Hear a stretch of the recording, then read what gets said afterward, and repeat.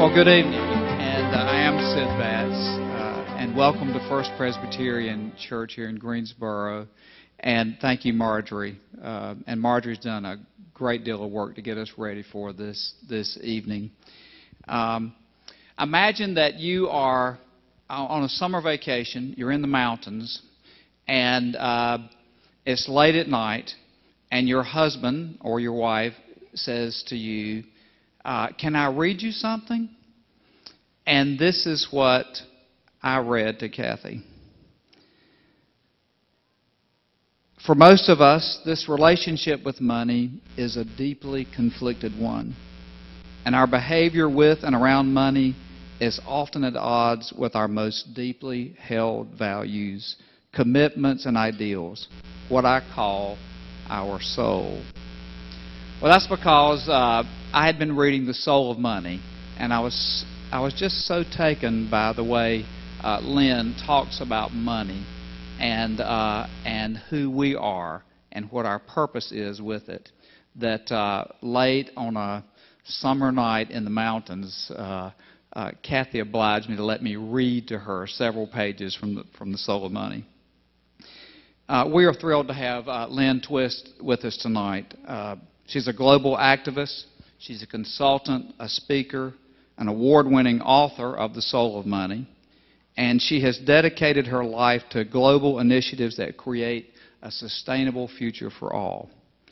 She works with indigenous people of the Amazon. She uses insights gained from that work to educate and inspire individuals everywhere to form a thriving, just, and sustainable world. She is the founder and the president of the Soul of Money Institute, where the mission is to educate, inspire, and empower people and organizations to align their financial resources with what they value most. She has raised hundreds of millions of dollars to create solutions for humanity's most pressing issues. She is a co-creator of the Global Media Campaign 4 years ago, or 4years.go, is that it? And is the winner of numerous prestigious awards, including Woman of Distinction Award from the United Nations. She presently works with 6 living female Nobel Peace Prize laureates. She has recently been awarded an honorary doctorate from Centenary College in Shreveport, Louisiana. She lives in the Bay Area. She was most recently in Bogota, Colombia, and working on the issues that are dear to her heart. She has 4 children, sort of, she can tell you that, and 4.5 grandchildren, because she has one on the way. She's a delightful person and has a lot to say. Lynne, welcome to Greensboro and First Presbyterian.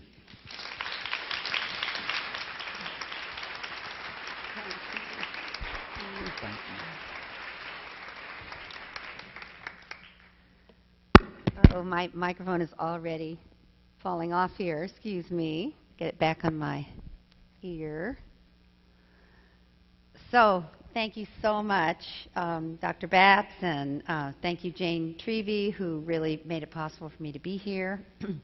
And thank all of you for coming tonight on this kind of dark, rainy night in Greensboro. I arrived here last night, and I've never been to Greensboro before in my whole life, so this is my second day, and I love it here. And I'm so grateful to be at this beautiful church and to have an opportunity to talk to you and your community. As Dr. Batts said, I arrived just a couple of nights ago from Colombia, from South America, so I'm still sort of in the glow of being with a whole community of people from Brazil, Argentina, Chile, Colombia, Peru, Bolivia, Paraguay, Uruguay, Ecuador, Mexico, who are dealing with issues of violence and oppression in their countries because of difficult situations with the drug cartel. And to really get into the understanding of what it's like to live in places where justice has completely broken down in some cases, and where people are constantly afraid, and how important it is for people to come together the way we are here tonight in community to resolve the big issues of the day, of our time, of our place, and to really know that it's our relationship with one another and our love for each other that generates security. Really brought home to me the power of our relationships with one another, and that no matter how much money is in that bank account, no matter how much money is in the government treasury, what really has people thrive and flourish and feel secure is their relationship with one another. And that's one of the messages of the Soul of Money book. But I just have to say, coming from that situation, particularly the country of Colombia that went through such horrendous violence for so long, and now a lot of those same problems have transferred to Mexico, and to see people in Colombia take such pride in having turned a lot of it around by having community meetings at their churches, at their synagogues, at their temples, in sitting on the grass outside. I just so appreciate and was really moved by the power of community. And so I'm saying that because arriving in Greensboro last night and staying with Jane and her wonderful husband Chris, and hearing about this church and the work that's done here, the studies that you do, the community outreach that you do, the homeless program that you've started here that Dr. Betts was telling me about, I have enormous respect for that, and just want to thank you for being such a model community. I was saying tonight at dinner, we had dinner just before I came, I have 3 kids. They're 42, 40, and 38. And they're trying as hard as they can to make it in California and in New York, and it's so expensive and so difficult in those 2 places where my children live to really have a good life now. And coming here and seeing the beauty of your community and how connected people are and how loving and warm and rich this community is makes me think we should all move to Greensboro. That's my conclusion. So I also wanted to just kind of do a little scan of the audience to see how many of you are engaged in the Soul of Money book through the study program that's here at the church or at the Wrigley Center. Could you just raise your hand so I kind of know who I'm talking to? Wonderful. Thank you for doing that. It's such an honor to know that you're doing that. And then how many of you have read Soul of Money or in the process of reading Soul of Money? You may not be the same people, and you may be some of the same people. Okay, great. And how many people have no idea what I'm talking about and are wondering why I'm asking these people to raise their hand? Okay, good. Well, I want to just do a few disclaimers as I begin here, because I think it's important for you to know, especially those people who haven't read the book and have no idea what we're talking about, is that you may think someone who wrote a book called The Soul of Money would have some training in financial planning, or have taken a course or 2 in economics, or perhaps would have an MBA, a business degree, or would be someone who's balanced their checkbook. And that I would assume that if I came to a talk called The Soul of Money. However, that's not true. And I don't even know if I took economics, actually. I was trying to remember that yesterday. Did I ever take it? If I did, I probably didn't do very well. So I'm not an expert, a financial expert, and I know there's plenty of people probably in the room who are. I don't know anything about your investments. I don't know anything about your, what you should do with your retirement. That, if you're looking for that kind of information, you've come to the wrong place. This is the wrong person, and this is the wrong night. However, my teachers and my training about money has come in an unusual and unique way. It's come through being an activist, being a global fundraiser, being a philanthropist myself, and getting deeply engaged in some of the major issues of our time. And as a fundraiser, now some of you may think fundraising is kind of that awful, necessary evil that's sort of unfortunately associated with the nonprofit sector. But I, on the other hand, I absolutely love to ask people for money. Now, I know you probably think that's odd, but I do. I've been doing it since I was 5 years old. I started in kindergarten. I did a fundraiser in kindergarten in Lincoln School in Chicago, Illinois when I was 5, and it was a big success. And from then on, I just love asking people for money, and I love it because I know that what we all want is for money to be going towards what we love, not what we fear. And we live in a culture that actually kind of is rooted in fear, and money is kind of become in service of our fears rather than in service of the things we care most about. So I consider fundraising sacred work. I know that sounds odd, but I consider it sacred. I consider it the great gift of being someone who has the courage and the privilege of facilitating the reallocation of the world's financial resources away from fear, away from overconsumption, away from death and destruction of the environment, of other people, of other cultures, taking all of those huge resources that are going in that direction, at least some of them, and facilitating the reallocation of those towards that which we love, the health and well-being of our children, the health and well-being of the environment in which we live, and the health and well-being of all children of all species for all time. So if you're a fundraiser or a philanthropist, I bow to you, because I think that's actually what money's for and always has been for, to share our goods and resources in a way that nourishes the world. And I love fundraising so much that I have to restrain myself from not asking you for money right now. But I will. I mean, I won't ask you for money right now.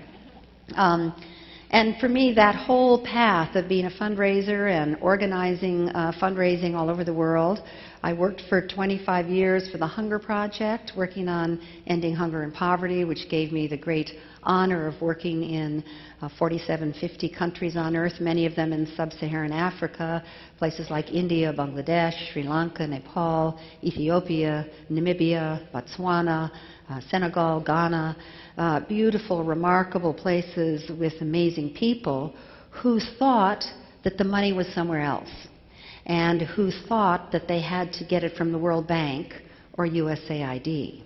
But in the fundraising that I've done and the fundraising training that I've done, I really trained people, or inspired people, hopefully, or at least encouraged people to ask each other for money. In Mozambique, at the time I was working there, was the poorest country in the world. And they were organized to try and get money from those big agencies in the sky. And as soon as they did get that kind of a grant or some huge amount of money from the World Bank, it ended up kind of enslaving them a little bit. They somehow lost their authority.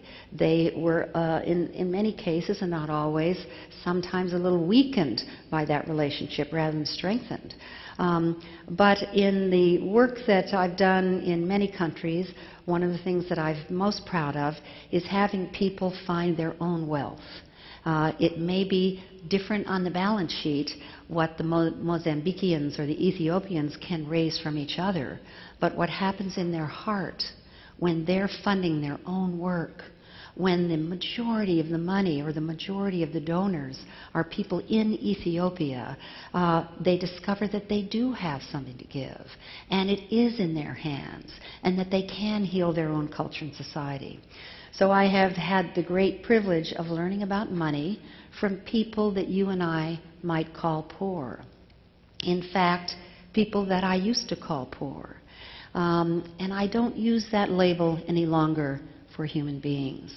Because if you have the honor, and I'm sure many of you have had that honor and still do, working with people that I used to call poor, you discover that there's nothing poor about them. That they're courageous, that they're innovative. People in places like Ethiopia during the 1984-1985 famine needed to exhibit more courage to live through one day than most of us will need in our entire lifetime. And to call them poor, to label them by their financial circumstances, was, I saw, to diminish them and to diminish myself, that I would even think to call them that. What's poor is their circumstances, not them. They're whole and complete people living in the crushing and sometimes tyranny of poor resources, circumstances that are poor. But they're not poor. In fact, from people in those circumstances, I've learned so much about joy, so much about fulfillment, so much about the source of true prosperity, so much about true wealth. And wealth, I think you may know, but I was sort of stunned to discover that even the word wealth comes from, its etymology is well-being. Well-being, having nothing to do with money, but the well of being that it's at the heart of every human being. So I learned my lessons about money from people that I now see are living in resource-poor circumstances, but are not people that I would ever refer to as poor again. Some of those people are people, for example, in 1984 and 1985, you may remember there was a very, very intense and tragic famine in Ethiopia where 1 million people died in the Rift Valley. And at the Hunger Project, after that famine had really subsided, I was lucky enough to go to Ethiopia. And there was a setting I was in which I will never forget and becomes a taproot for me every single day. When I was sitting around a dry well after that famine with 7 childless mothers. Childless mothers in Ethiopia is not something you want to be. They hadn't been childless until the famine. But these 7 women, all of them had lost every single child to starvation in that famine, and somehow they were still alive. And they came together, and I was lucky enough to be with them, to mourn the death of their children. One woman had had 11 children and lost every single one to starvation in that famine. Another woman had 5 children, and the others had 6, 7, 8. And what we did for 5 days and 5 nights was listen as each woman told the story of the excruciating death of each child. The actual story of Malika, who was 3, walking as best she could with the little strength she had left to get 100 yards where she thought she saw a stick that they could use for firewood, and dying on the way. Or Muhammad, who ran when he saw a plane flying overhead, thinking it was dropping supplies, ran as fast as he could until he collapsed and died about 1,000 yards away from his mother. To Manusha, who was an infant of 3 months old, suckling at her mother's breast, and died sucking on the breast that had no water, had no milk, had no nourishment, because the mother, the woman who was telling the story, hadn't eaten or had any water in 8 days. And each child was honored by the story of their life and the story of their death. And when we were done with speaking about Malika, we cried, we wailed, we held each other, we screamed, we sobbed, and then we would come back and sit down and take a breath, and then we'd talk about the next child. This went for 5 days and 5 nights. And at the end, when every single child, every life, and every death had been honored, the 7 women made a vow to one another, and I was witness to it as well, that they would spend the rest of their life getting educated, learning how to be someone who could play a role in that country so that other mothers would never go through that again. And these 7 women were all illiterate. They'd never been to school. Now they were still alive. Their husbands had long since abandoned them. Their children were all gone. And I know what happened to 4 of them. I've lost track of 3 of them. but 4 of them went all the way through school, from kindergarten, 1st, 2nd, 3rd, 4th, 5th, as fast as they could, as efficiently and effectively as they could, all the way through high school, all the way through college, and 3 of the 4 ended up with a PhD. 2 of them are working in the government of Ethiopia now. The 3rd is the head of a scientific institute in Ethiopia studying cures for AIDS. And the 4th got a degree as an attorney, became an attorney, and runs the largest law firm in Ethiopia, supporting and serving legal cases for women. If they can do that, we can do anything.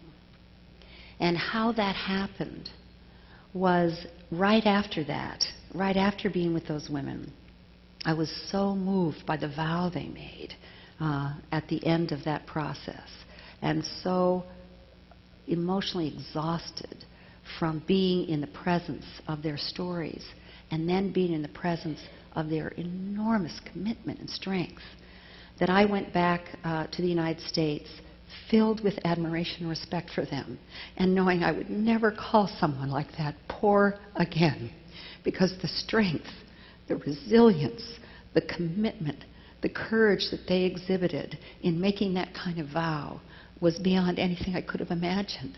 I don't know what I would do if every single one of my children was gone. I don't know if I'd have the will to live. And so I had to go back to the United States through New York City, because I had an appointment to meet with an investment club of women whose wealth was great, I'll say. Several of whom had very successful husbands on Wall Street. Several of them had made their own fortune. One had inherited a great deal of money. And they asked me to speak to their investment club. Well, the night that the investment club met, there were 7 women, and it was a dinner. And I was so filled with admiration and respect for the Ethiopian women, that I can't remember what they asked me to talk about, but I didn't talk about it. I talked about the Ethiopian women. And at the end of telling them that story, they made a commitment to support those women in fulfilling that dream. And so I ended up going back to San Francisco, where I live, making arrangements with logistics, etc. And the 7 women from New York, I took them back to Ethiopia. They met with the 7 Ethiopian women, and they became peer-to-peer partners in having the future of Ethiopia have a new possibility. It wasn't that the Ethiopian women were the recipients of the money from the women in New York. The women in New York who actually funded the education of the 7 women in Ethiopia were women who had a different kind of hunger, the hunger that often comes with affluence, the hunger for meaning in their life, the hunger to make a difference, the hunger to sort of simplify from constantly acquiring and accumulating more, but allocating the great resources they had to something much more meaningful. And this actually, I must say, for the 7 women in New York, it saved their life. It actually saved their life to partner with the 7 women in Ethiopia. And so I learned in that wonderful process, in that incredible partnership, that there are really no recipients of philanthropy. Philanthropy, the very word itself, means love of humankind. That's the etymology of the word philanthropy. And this love of humankind that poured from the women in New York in a way that the women in Ethiopia, the meaning that they had given to their lives and their future, poured into the hearts of the women in New York. And they created a sisterhood like nothing I'd ever seen before, that created a new future for those 14 women, but also for a whole world of people who connected with this story and hopefully nourishes you in some way tonight.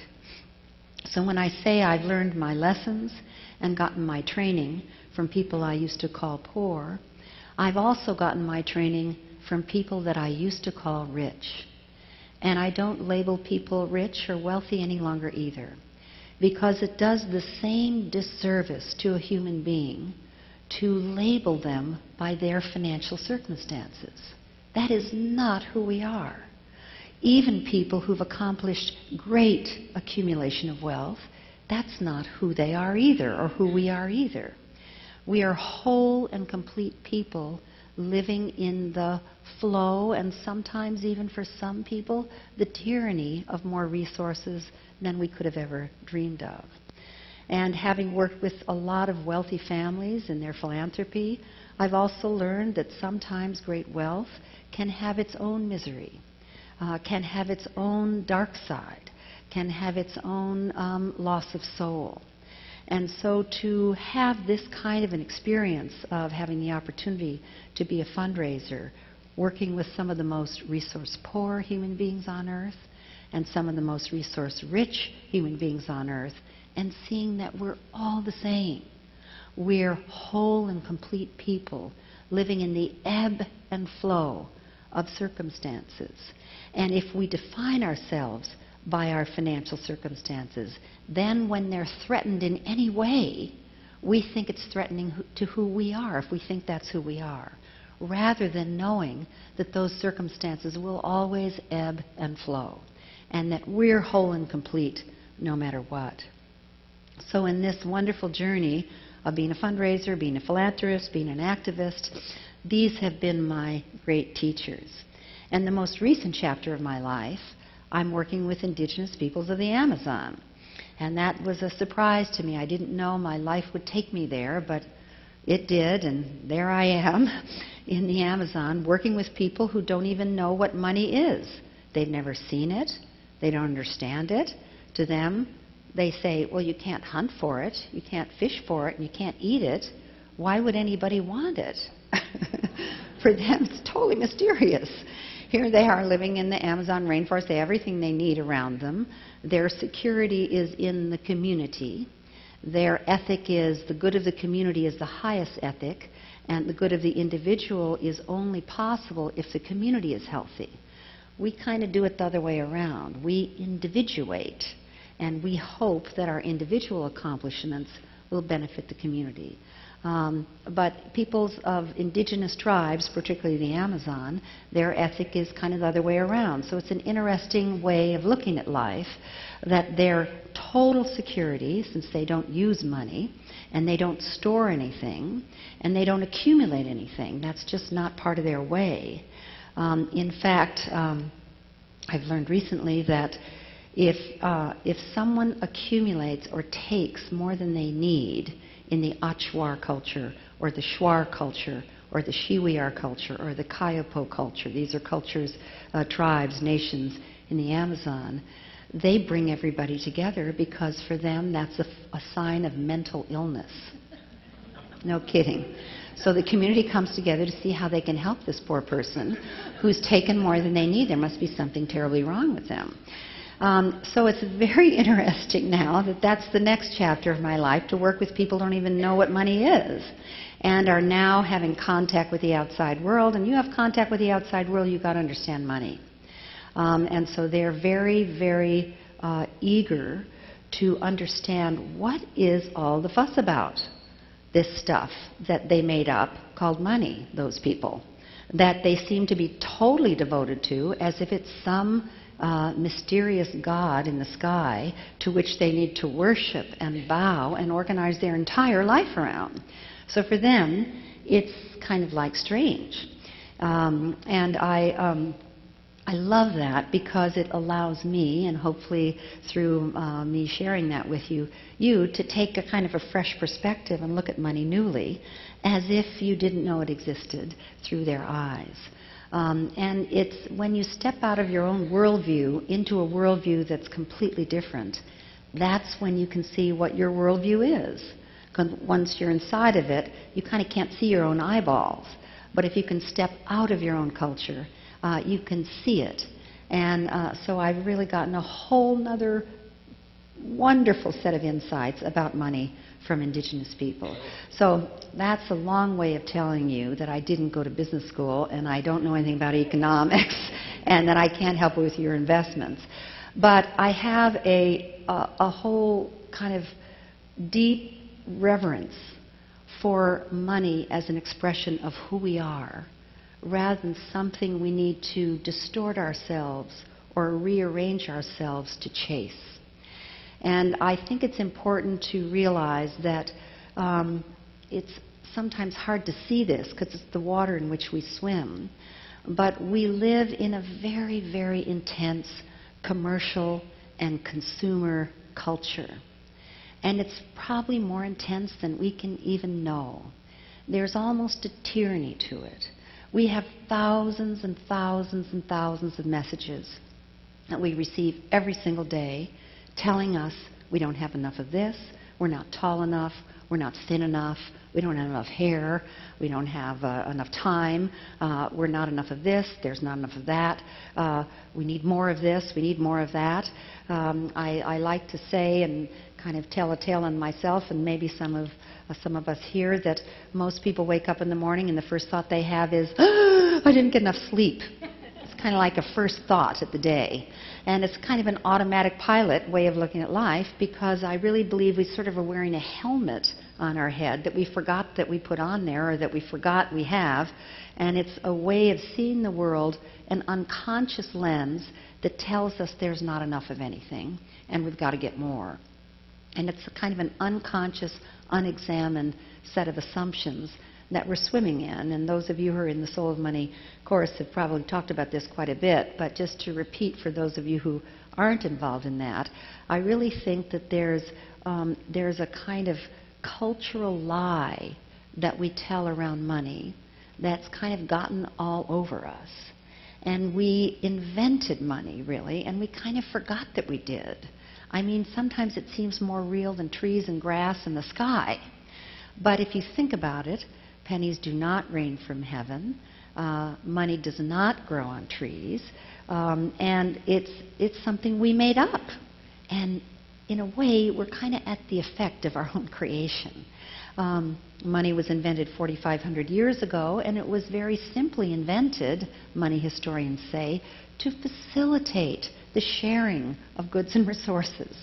You know, if Jane here was the pig farmer, and I was the cobbler, and I needed a pig, then I would just hope that she wants her shoes fixed, or that she needs shoes for her children made or something, because I need a pig and that's what I have to offer her.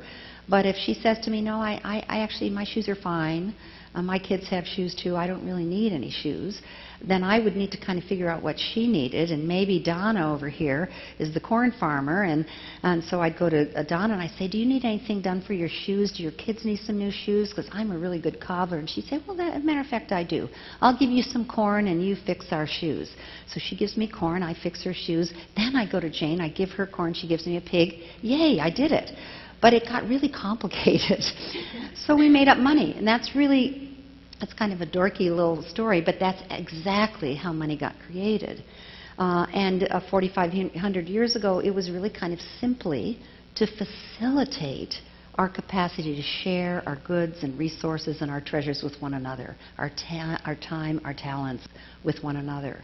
And somehow, over these 4,500 or 3,500 years, some historians say, it kind of went a little bit off kilter there. And now we do everything in service of money rather than using money and putting that in the background, allowing us to serve each other. And it's kind of gone off purpose. We use money in a way now that marginalizes huge swaths of the population. It's used to control sometimes, dominate, manipulate. That really wasn't what the whole thing was for in the first place. And most people are at some level of anxiety about money pretty much all the time. Now, probably not anybody here in Greensboro. Probably not anybody here at First Presbyterian Church. But you know, all those other people. They're just crazy for money, and they're worried about it all the time. They can't sleep over it, and they're suffering like crazy. And I know I'm at the First Presbyterian, but I will quote Buddha. Buddha said, the source of all suffering is ultimately a lie. And I think the suffering around money comes from the lies we tell about it, that we've made it more important than human life in our culture.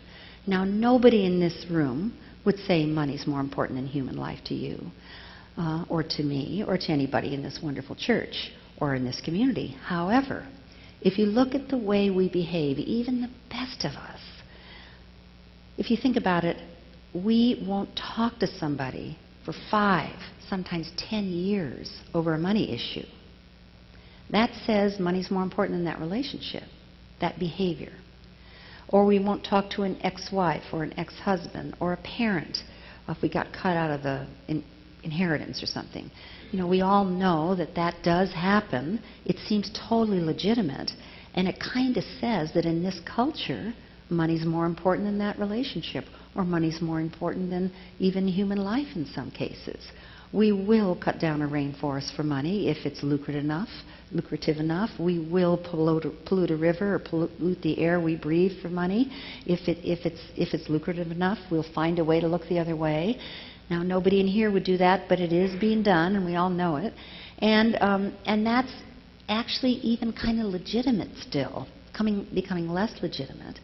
And another way I think we tell a little bit of a lie about money is we sometimes make money more important than God or Spirit. In 1980, there were 50 million people in church on Sunday morning, and stores were closed. Can you remember that? When stores were closed, when I was growing up, you could not shop on Sunday. I mean, you wouldn't even think about it because all the stores were closed. I remember in Evanston, Illinois, there was a drugstore named Schrout's, and it was open on Sunday, and it was jammed with people after church because the only place you could go. But now, 2011, 50 million people are in the shopping centers on Sunday morning, the new temples of our time. And that is a statement that we've made money, consuming, acquiring, more important than God or Spirit. So if you look at our culture, the culture we swim in, it may not be the way you live, but we've kind of lost our way with money. And so I feel that, this is going to be a little bit of a shock, but I really feel that the financial downturn, or you might call it the financial crisis, that began in 2008, could be a huge blessing for us. Now, I know it's painful. I'm not underestimating, and I have huge compassion and respect for people who've lost their job, lost their home, lost their livelihood, lost their capacity to live the life that they were hoping to live. At the same time, it could be seen as a huge cleansing or purification of a culture that's lost its way with money. Or if it's not that, we can use it that way. We can allow the financial crisis, which doesn't seem to be over and doesn't look like it's going to be over all that soon, as an opportunity to rethink our relationship with money in a way that we can bring soul to money and money closer to our soul. In a way that we can start to see money as a carrier. Money's innocent. It's really us that determine what money carries with it. It is a little bit like water. Water's kind of innocent. But water, when it's carrying disease, can toxify. It can make people sick. It can carry all kinds of terrible things from one place to the other. Or it can carry purification. It can cleanse. It can nourish. It can make things grow. If you think of money a little bit like water, you can see that it's really how we use it, how we send it along. Do we send it with love? Do we direct it towards that which we care most about? Or does it leak towards things that we're kind of avoiding or afraid of? And I think the way we use our money can be one of the greatest spiritual practices in our lives. To actually start examining really how you use this thing called money. It doesn't really belong to us anyway, I think. Money just keeps moving around the world like water does, and it either belongs to all of us or none of us, and we have the privilege of, whether it comes through our life like a little trickle or a rushing river, to send it where it'll do the most good for the most people. use it to nourish ourselves and our family, and then send it along. And if you think of it like water, it's less attractive to accumulate it, because if you think about water, when it's held, when it's hoarded, it becomes stagnant and toxic. And money can be just like that in a way, unless we know that it's being used in a way that we feel proud of and that carries the imprimatur of our soul. So for me, the whole world of philanthropy and fundraising is an opportunity to cleanse our relationship with money, to rethink our relationship with money, and to realize that we're now, we've sort of devolved in the last 20, 30 years from a kind of society where we were actually called citizens. I remember citizens was what we called people a few years ago. But now we've kind of been demoted to consumers. We're called consumers. And when you think about that, I call that one of the lies we tell about money. Because the word consumer, if you think about it, means, well, first I'll say the word citizen. In the dictionary it means he or she who is responsible for the well-being of the state, the community, the country, or the world. He or she who takes a stand to be responsible for the community. It's a lovely, noble title for a human being. The word consumer in the dictionary means he or she who takes, depletes, diminishes, or destroys. When you think about that, that's not a very attractive label for a human being, and it's not who we are. And so we're now in a culture that even calls us consumers. Now I know you have businesses and you're looking for more consumers everywhere, so I don't mean to be disrespectful of that. But we've kind of taken that label and put it all over everything. And now it's the way we're related to by our government, it's the way we're assessed, it's almost the way we start behaving because we're labeled that. So I suggest that our relationship with money can have a soul to it. I suggest that we can live in a way that money flows through our life and into the world, directed by us to the things we most care about. I suggest that money can be one of the most spiritual parts of your life. I suggest that if we look at the way money's moving around the world, or around the state, or around the community, we have a hand in directing it towards our highest commitments, rather than having it leaking out to our basest desires. And if we pay attention and become more conscious of how we earn, of how we save, of how we invest, of how we spend, and how we contribute, we'll start being proud of what we allocate rather than taking pride in what we accumulate. I can see everybody here could be some of the new bold global and local citizens who begin to bring back into the picture the distinction of enough. The distinction of enough almost doesn't have any place in a consumer culture, because the consumer culture is kind of organized to have everybody think they need more of everything. And we're chasing more with such vigor and such intensity often that we pass right by enough and we don't even know that it happened. So we don't know when we worked enough, when we've eaten enough, when we've exercised enough, when we've slept enough. The whole world of sufficiency and enough starts to disappear in a consumer culture. And for me, when you actually let go, and this is a little bit of a principle that I'd like to make sure that I get across here.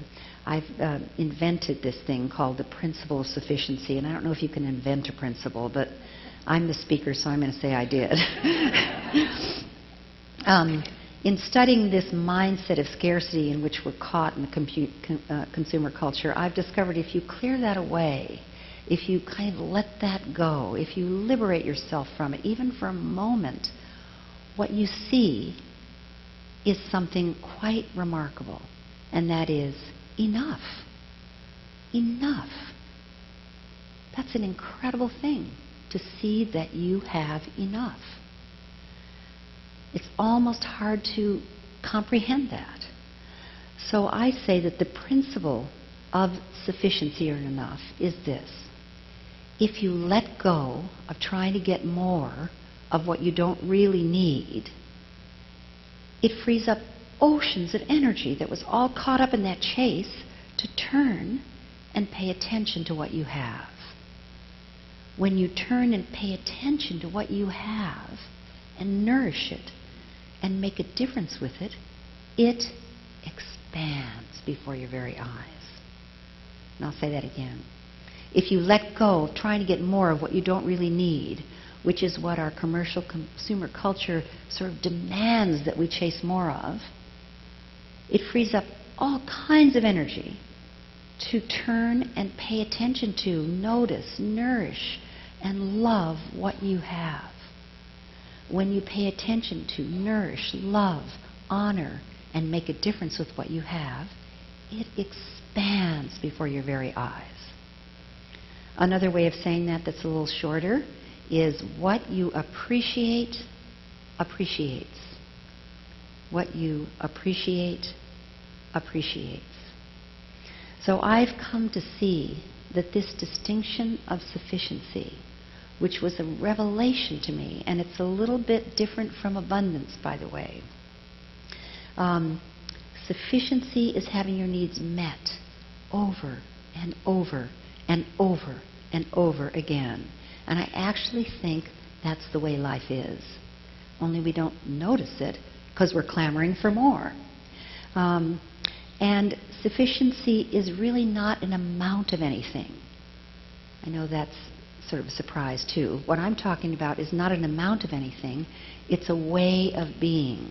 It's not halfway between more than we need and not enough.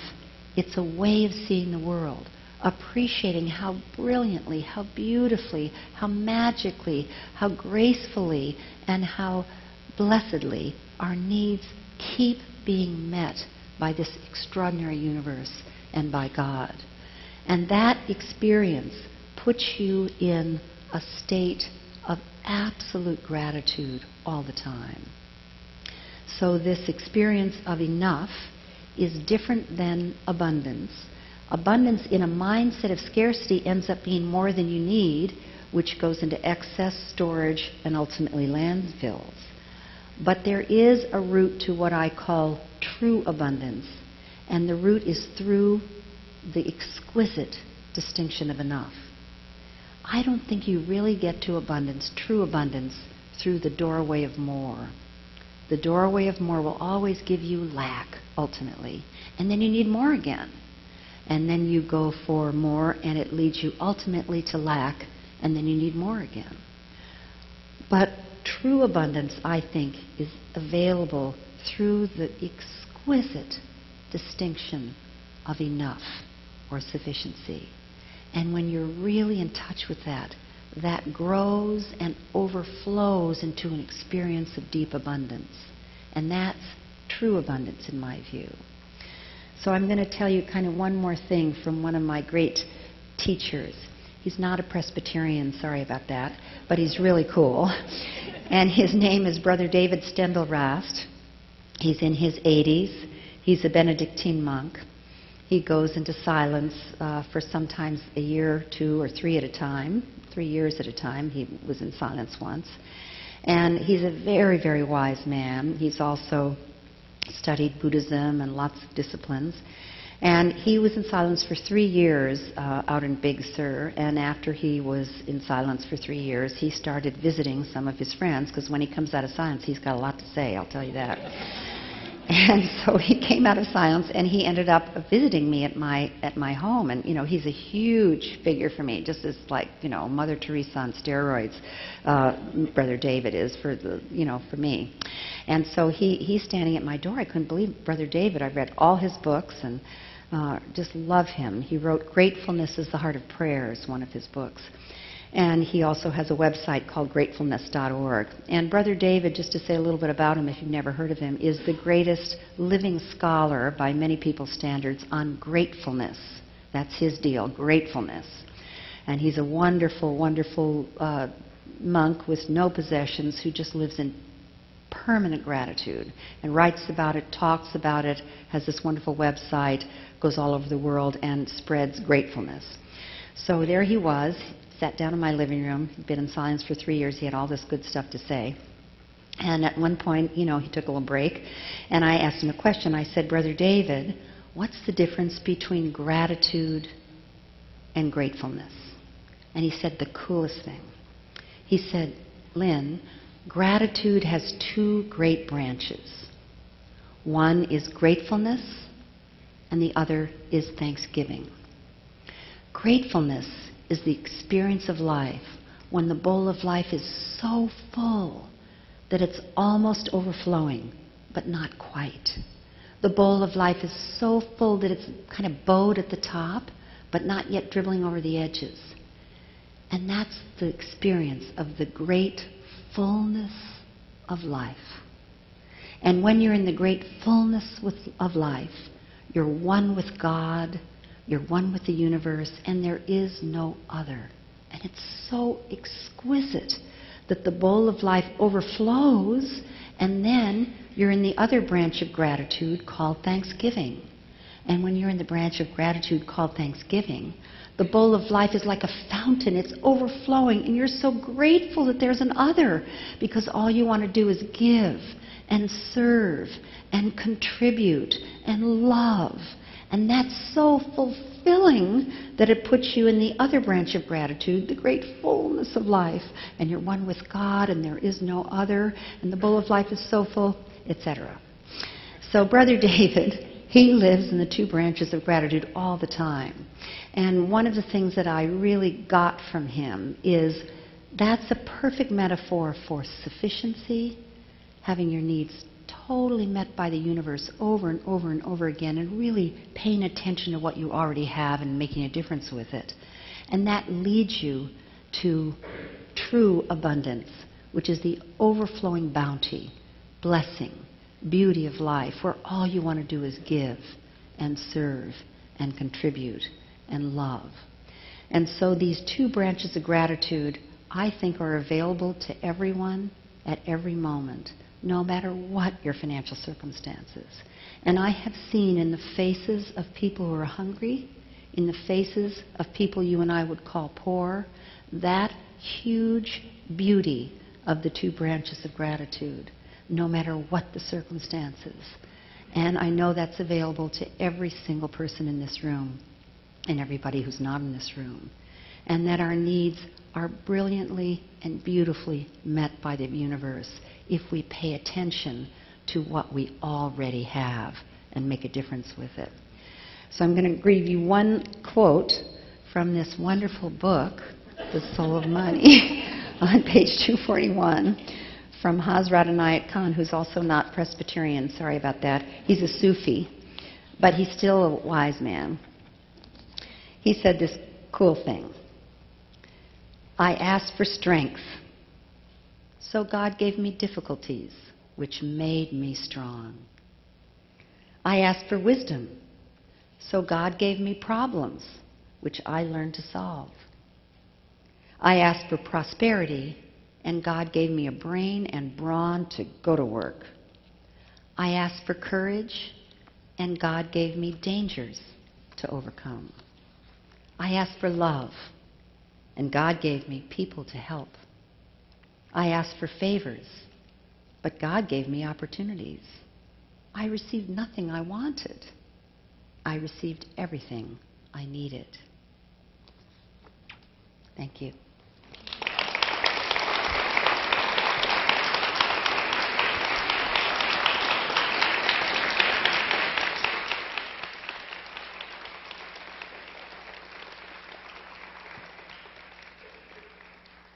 So if you'd like to ask any questions, is that the next thing we do here? Is that right? Or make any comments. You don't have to. We've got some microphone folks. They're coming forward. I think, Ann Alexander, were you going to help us also? Are you here? Okay.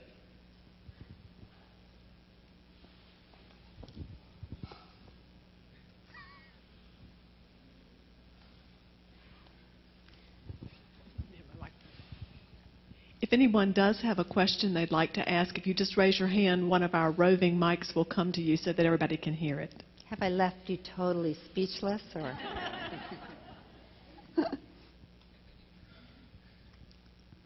I want to personally thank you for hearing this presentation tonight. I haven't had a chance to look at your book, but I will. My question is kind of a comment, and it's, have you ever had the opportunity to make such a presentation to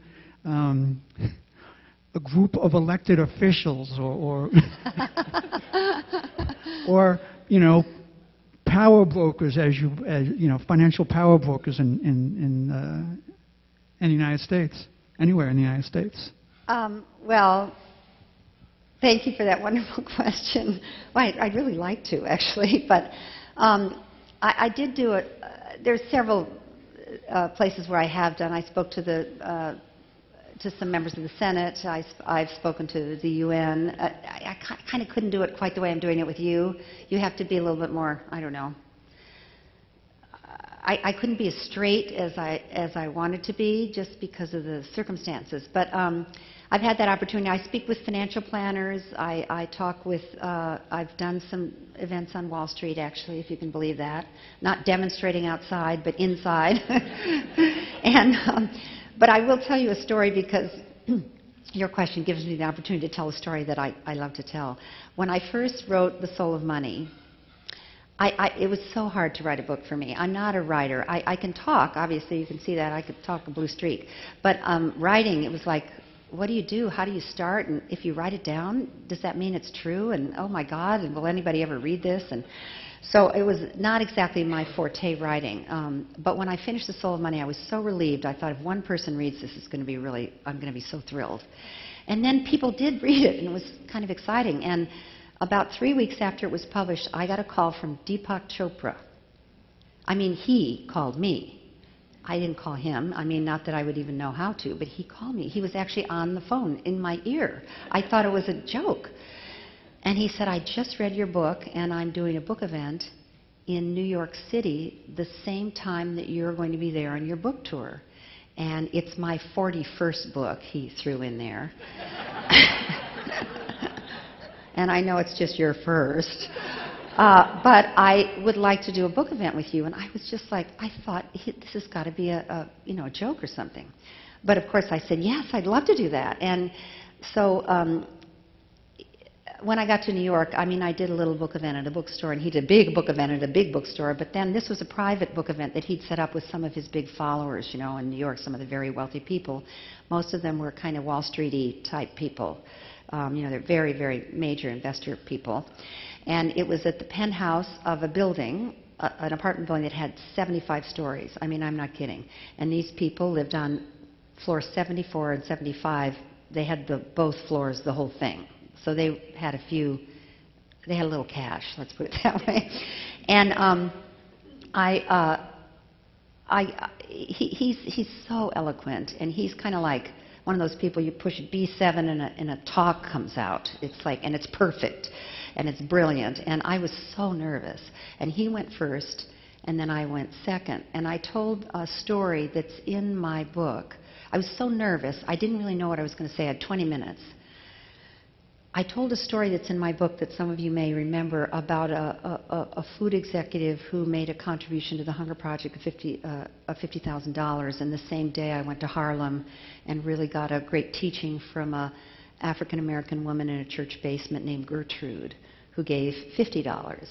And that story really illustrated for me that experience, that the $50,000 from the food executive, which was really kind of a guilt money for some nasty things that had happened, and the company got caught, in a way that their image was plummeting and their stock was plummeting, and they were kind of buying their way out of a jam, compared to a woman who gave $50 out of her pocket, and it was pure love, that $50, just carried absolutely her heart and soul. And I ended up returning the $50,000 to the food executive, if you can believe that. That's a long story. You've got to read the book to get the whole thing.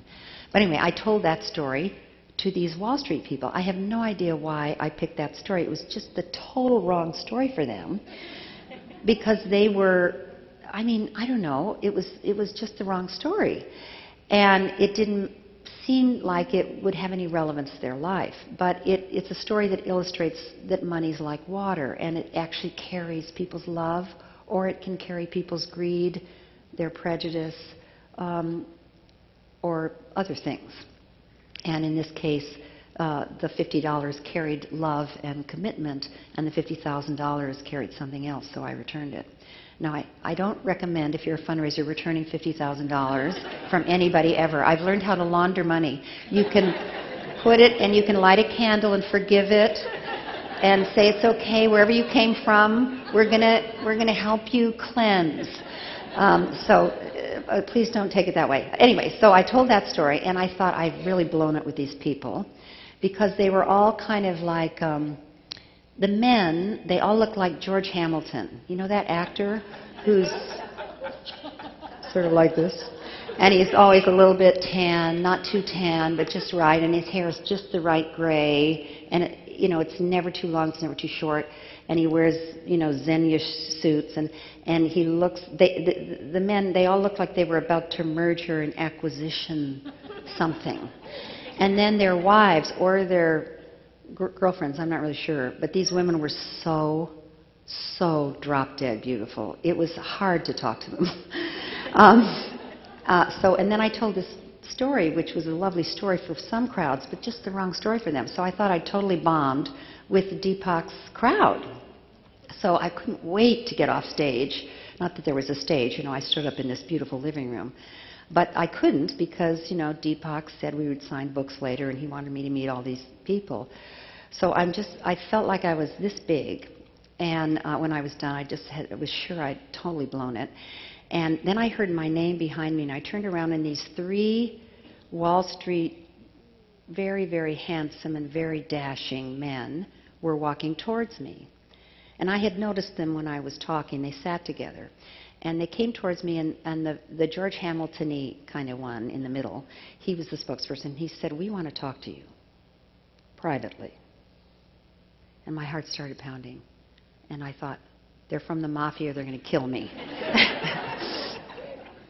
And they took me back behind the kitchen. There was a nice den, and there were, 10 bedrooms and outlooks and alcoves and stuff, but they didn't take me to any of those places. They took me behind the kitchen to what looked like, I thought, kind of a servant's room, with, a little bedroom with 2 twin beds, and then they closed the door, and the 3 of them, with their beautiful Xenia, or I don't know, Armani suits, they sat on one of the twin beds, and I sat on the other. And then they closed the door, and I thought, I'm sure they're going to kill me. And then the middle one, the George Hamilton one, he leaned towards me, and he said, my heart's pounding like this, he said, I'm a follower of Deepak Chopra's, and the 3 of us, these guys, they don't care about Deepak. They didn't even kind of know he existed till I brought them here tonight. And we want you to know something. We're billionaires. And he said it kind of like that, or maybe I'm exaggerating, but it was pretty close. And then he said, that's with a B. Billionaires. I said, I got it. Billionaires, great. Good for you. And we want you to know something. We had a meeting today with 4 other billionaires, because 7 of us, we own lots of firms and lots of companies, but one of our favorite endeavors is a sports company, and we own a basketball team, a baseball team, and a football team, some of the best in the country. And we had a board meeting today, and we had a fight over $600,000. It was so horrendous that 3 of us walked out of the meeting, and we may have just broken up the whole company. And we were so angry that I invited these 2 friends of mine, these 2 billionaires sitting next to me here, to come to this thing tonight with Deepak Chopra, because I thought it would cool us off, and maybe, we could calm down a little bit. And they don't care much about Deepak Chopra, but they agreed to come along. They knew they'd have a good dinner. But we didn't know we were going to encounter you, they said. He said. And I thought, oh. And then he leaned in and he said, we realized tonight when you were talking that we have enough money.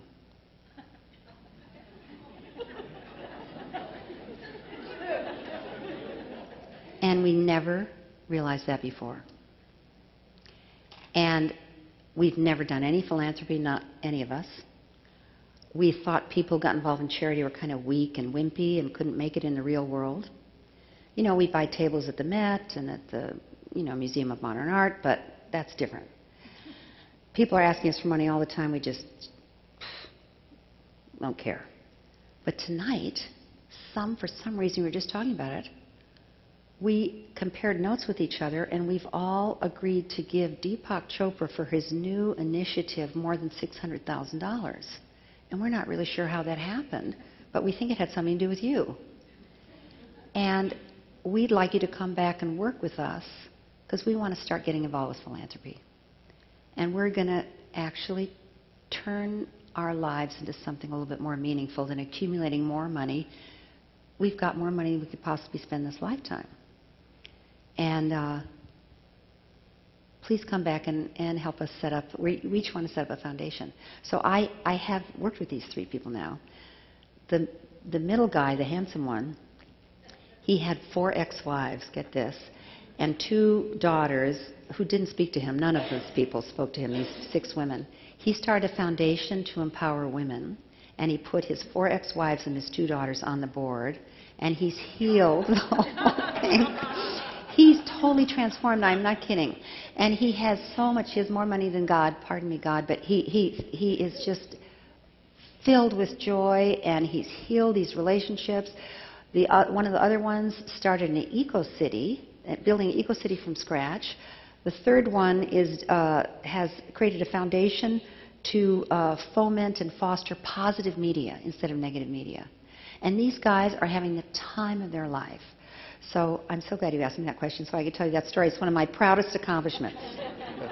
Thank you. Thanks. I heard you had some grandchildren. I was wondering, how do you talk to children about, instilling, a healthy relationship with money? Well, they really will model you. Talking to them does one thing, but walking your talk is way more powerful than what you tell them. So if you model a healthy relationship with money, they'll have one too.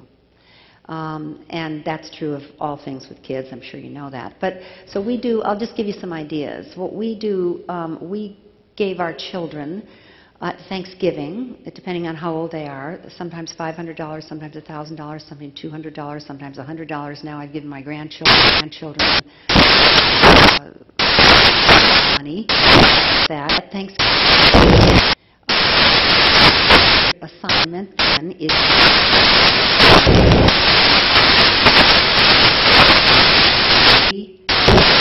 care about all 3 between Thanksgiving and Christmas. Christmas Eve, we spend the whole dinner talking about why, what the experience is, and what the experience of being a young philanthropist. And that is just a gorgeous part of kids philanthropy. Kids can go on the animal rides, they can go to the food bank, and they can pack turkey. I mean, we end up getting involved after these that. So that's a for you. Sure that has children for McDonald's and kind of shoot that kids when they get paid know that 50 bands, but they don't. That's kind of the true. So if one of our something they want to store, it because they don't need it, and we put that in a jar, glass jar, and choose they really need it in the jar. They really feel what they want, and then they give up of it. So for the gift. a new toy. They never have to way too tough. You see kids with toys, and it's confusing. I really learned this from being hands-on with Indigenous children toys. But have a wonderful life. And if you introduce toy in the village and problems, competition, let them do that until they're so things like that. And really having, we do no week where we don't have things eat, like for the car, week where we buy nothing. It's like share, do a gift economy, reciprocity. So to do and also instead of giving big gifts, we just my grandchildren, Yosef, you choose. I'll be all of 3 days with you. That's your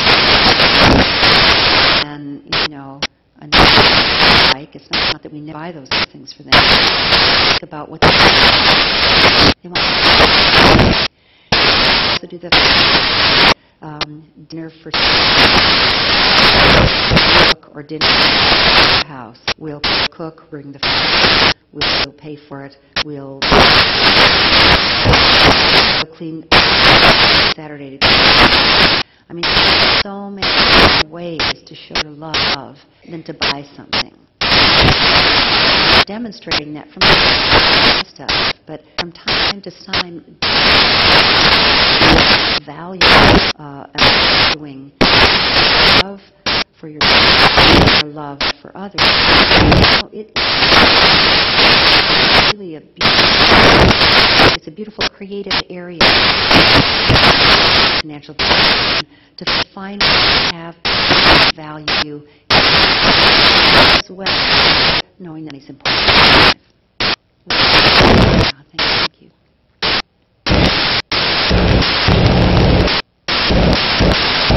Anybody else? Anything else?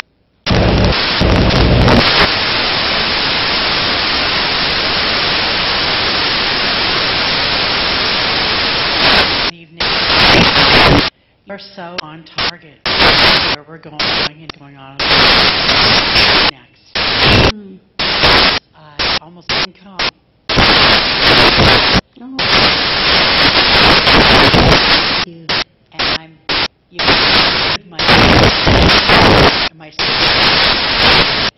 I'm acquainting when I have several projects I'm due. I've gotten started, but even me. Go ahead and complete. Great. Thank you very much. Well, the thing that I kind of want to get in here is my agenda, so forgive me in advance. Theory, financial, out there for you to think. Since I work on environmental and justice issues now, and we have a wonderful Shaman Alliance by Mother Earth, this alliance, Amazon, and conscious, committed people in the modern world like everyone. And what we do called the Awakening Dreamers Symposium is about awakening us up from the trance we often find ourselves in. Myself, a minute too, so that I care about what I really want, and to find that constant what the and I see done to put this education program that I'm a pretty, I think, powerful insight economy, and that is equal debt. In other words, more resources than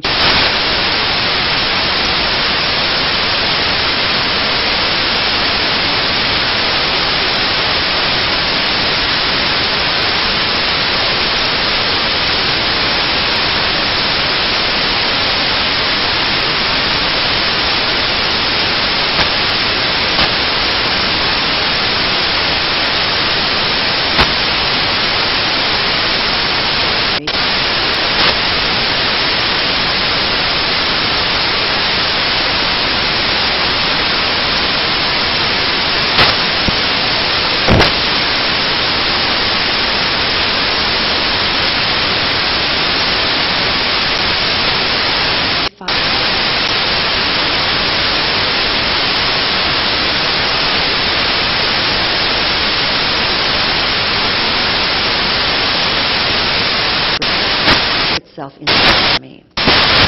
About it, eco, they're related. Ultimately, ecological have, and we ecological showing up economic debt. And I'm not saying there's a problem with in all the things newspapers all the time. I'm not saying that we do too many derivatives was pay a lot of fixing, and I'm not saying any of it is sophisticated, very well known. I'm saying there be something under this that's even more fundamental, and that with ecological means we continue to have an economic crisis because the economy and ecology, really everything, this stage, microphone, my book, your chair, your clothes, to really, not without sacrifice, up.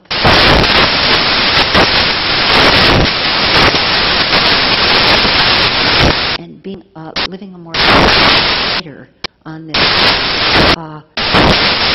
financial instrument and creative ideas we have, the economic crisis may continue to live.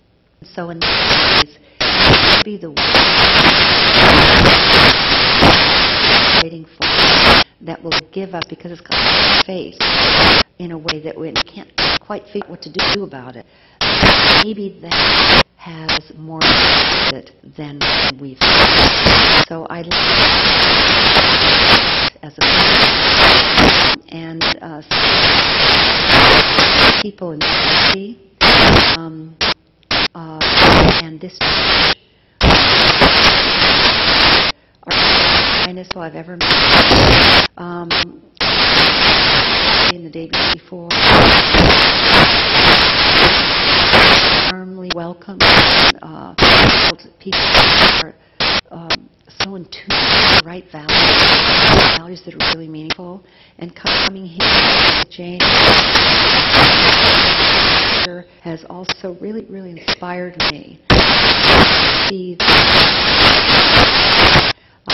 as many breakdowns have in the world. Communities like this, it is called society, people coming together to examine the way they're to think through a new way, have a like this. This is what really the world will work. This is what our lives are. And as much as the government has huge responsibility, we really can't to do it. And so being invited to commitments, and it's uplifting.